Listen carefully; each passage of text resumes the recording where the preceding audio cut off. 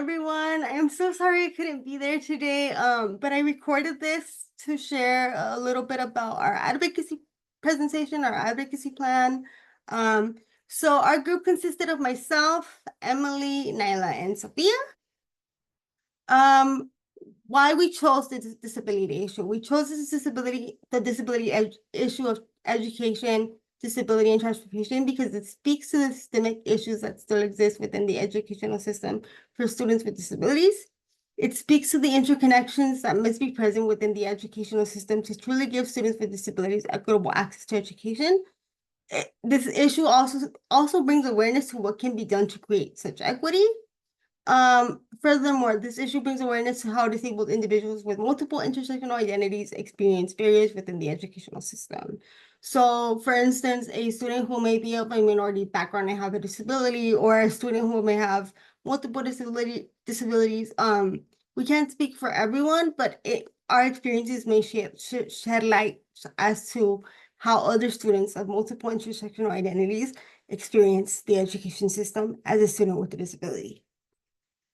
Background on the disability issue. I won't go through all of these for the sake of time, but basically here I talk about the IDEA Act 504, which is supposed to help students with disabilities in their educational journey. I talk about how the ADA and the accessible ground transportation regulations apply to both public and private transportation, and the ADA rules should apply to these for that reason.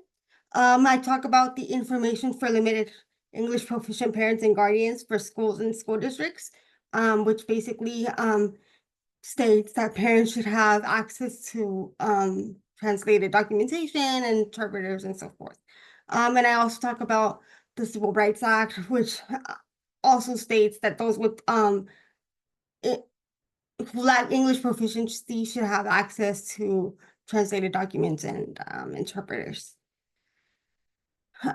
So a little bit on my journey and what I shared on our podcast, which was our chosen form of advocacy, form to advocate. So I shared a little bit about being a first generation living in a rural community and how this impacted my educational journey. I shared that I was the only disabled student in my district, and because of this, I experienced many inconsistencies in the K through 12 system, which included a lack of instructional aid support. I think I shared in one of our certification classes that I was left without an aid in the 7th grade. And when my parents went to advocate, they basically told them, we don't offer that here, which is completely discriminatory. So that's something that I did experience. I also experienced a lack of opportunities because of my disability. These opportunities could have allowed me an easier transition to higher education because I wanted to pursue a higher education from that age, and the opportunities that were denied to me due to my disability could have helped better prepare me for that journey. Um, However, this was not only due to my disability, but also to the district's inability to inform my parents of their rights as parents and to really take them seriously because of their background. So yeah, that's kind of what I shared on our podcast. Barriers to higher education. So I also shared that I encountered barriers to higher education due to my inability to leave away to college due to a lack of interconnected services across counties.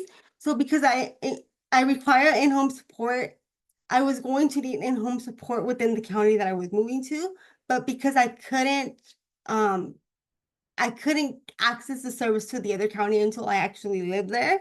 It presented itself as an inconsistency, so I wasn't able to leave. As a result, I was forced to go to school locally.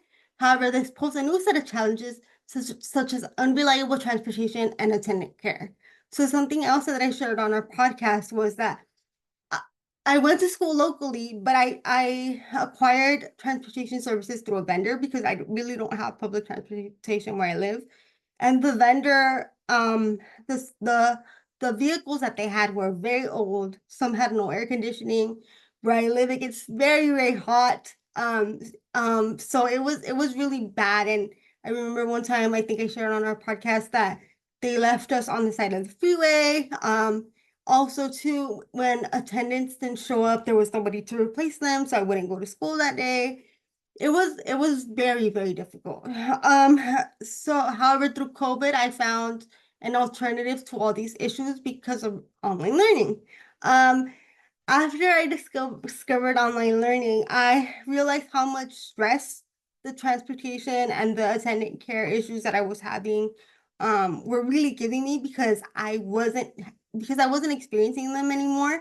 Um, you don't realize how much something is stressing you out until you don't go through it. So I really did recognize how much stress and anxiety this was all giving me. So the disability issues brought along by my story is the need for interconnections among county services and educational institutions to better serve those with disabilities. So for instance, if a student wants to move away to college, how can the institution or the county service work together to provide that for the student? How can, the student not have to wait a month to get county services for attendant care? Or can the university provide a program, attendant care program for the student with a disability? Better services, service, better transportation and service vehicles. So how can more funding be given to agencies and vendors to give vehicles that are reliable, that have air conditioning, to those with disabilities?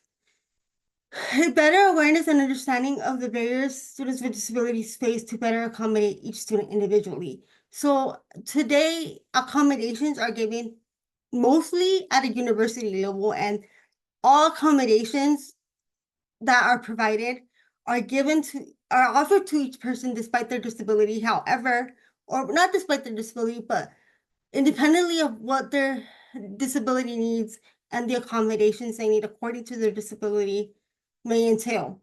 However, the services provided by the university may not be enough for the student depending on their disability needs. So there also needs to be a better understanding of how can we serve this student individually and what accommodations can we give them according to their disability related needs. Um, and lastly, I put here more of cultural competence and humility within the K through 12 education system to better serve parents of different backgrounds. So there also needs to be a better understanding and cultural humility within education systems to serve parents of different backgrounds and really take the time to explain, what are your rights as a parent with the child with the disability? What can you do? How can we accommodate you? That type of relationship. So yeah, I really, really, like I said before, I really appreciate this summer and I really appreciate having met every single one of you. And I hope nothing but the best for you all. Thank you so much for your time.